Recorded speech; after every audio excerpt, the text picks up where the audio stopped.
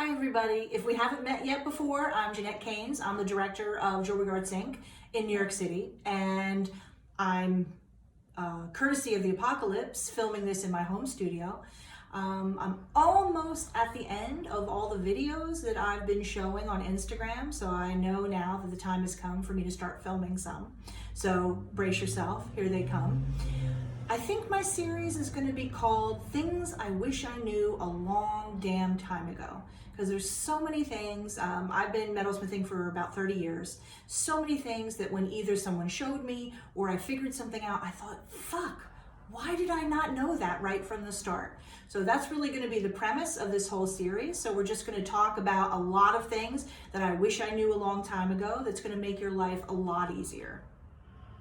And yes, to answer the question that I'm sure is burning through all of you, this is the first time that I've put makeup on in like 11 weeks. So I did it for you. So what we're going to talk about today is something that's really important that I think is very little discussed. It's about clenching. It's about your hands and your wrists and your forearms.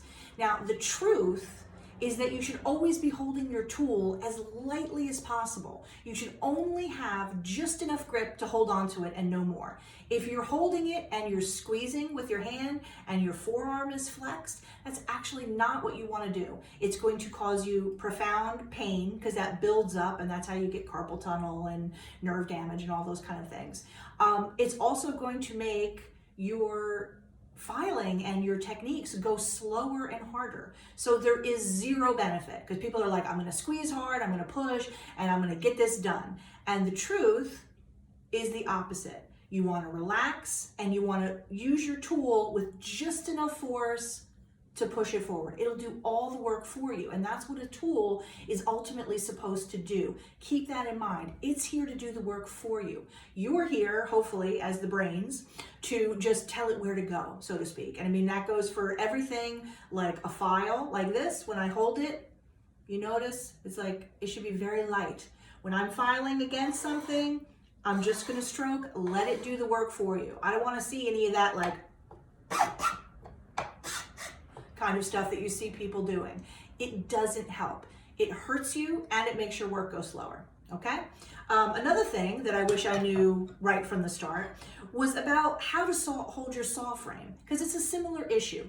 Any of your tools that you're squeezing and you're pushing hard, particularly with sawing, you're gonna break your blades and your hands are gonna hurt, and you know, there are no positive aspects to doing that way at all. So a good way to help keep you from inadvertently clenching up, because I think a lot of times it's not so much that people decide, they go into it thinking like, I'm going to squeeze really hard, but it just sort of starts to happen. And maybe you don't notice it because you're trying so hard to get your piece done, or your, you know, whatever technique you're trying to do. So a really good thing to do, and I learned this actually from my colleague, Michael Ellis, and I wish I had fucking known it a long time ago, was to hold your saw frame actually with only about 2 fingers. So in other words, instead of doing the full-on like kung fu grip like this, which tends to lead you to squeezing, that's not what you want to do. So I'm going to turn a little bit and I'm going to show you how you actually want to use the saw,